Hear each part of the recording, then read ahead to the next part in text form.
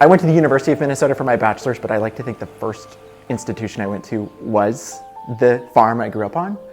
So many of the lessons that I've learned across my entire life were part of that first classroom, whether that was in a grove of cottonwoods, the 3 Mile Creek that I grew up on, or being around livestock.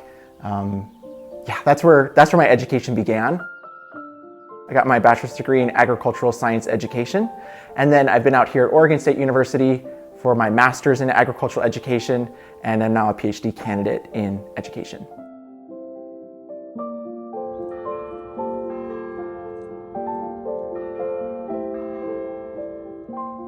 I think it's inevitable that no matter where we're at in life, challenges are going to intersect with what we're doing or what we're trying to accomplish. But in my undergrad, the thing that really stands out to me was my professor simply just saying, "Hey, Kirby, I noticed that something's up. Are you okay?" My grades were tanking. I was very much like a straight A kind of student, and I was not showing up to classes. I was failing nearly almost all of my classes and just approaching going into my my field experience for teaching, so it just wasn't a good setup. But Dr. Leising said, "Kirby, I noticed, is everything okay? Are you okay?" And that changed everything. It opened the door for me to start getting support. It allowed me to gain a sense of awareness that, number one, it's important to notice people and say something when things are up, and then also to receive that support when it's lended to us. And I see that show up in my practice as a teacher, is whenever someone doesn't show up in class, I'm like very quick to just send a little email that says, "Hey, I noticed you were in class today. Is everything okay? We missed you." And that's it. And the response I've got from students has been as simple as like, "Hey, thanks for letting me know, like, yeah, everything's okay, like I'm fine," to moments when, yeah, they needed someone to say something and I might have been the first person. For me, my curriculum has been a process of coming out. Before I came out to Oregon, I was closeted. I was closeted even when I first started teaching here. But I didn't realize that all of my actions of what I was doing as a teacher were ways of me behaving in a way that was queer. It was challenging the status quo. That was resisting what people expected, doing things differently.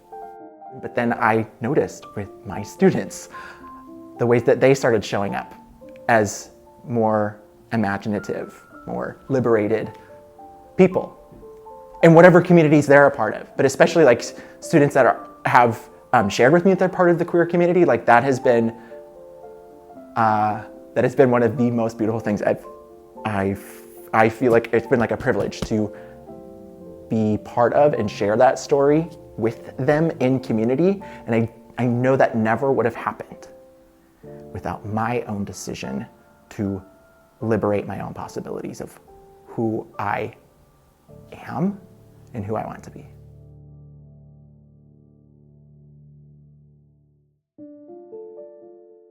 My hometown, where I grew up in, was very engaged with trying to dismantle pride flag symbolism within the middle school. I wrote a letter to the editor and basically said like, "Hey, guess what?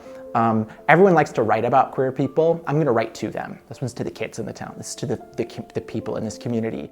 I remember like within moments of this being published, I had some of my students call me and they're like, "Mr. Schmidt, I need you to know this."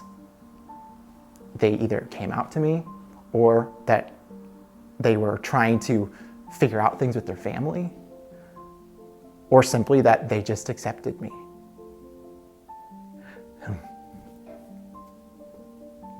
And so it makes me think, had I not been my more liberated self, then what? What are the possibilities? What are the possibilities when we are more liberated? We are social beings.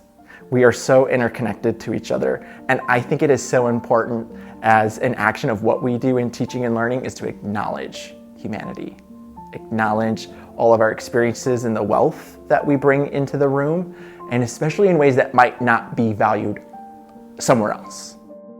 And all this goes back to so much of what I've been learning in particular here at Oregon State, and that is something that I just want to continue to embody, is the power of what happens when we liberate someone's imagination.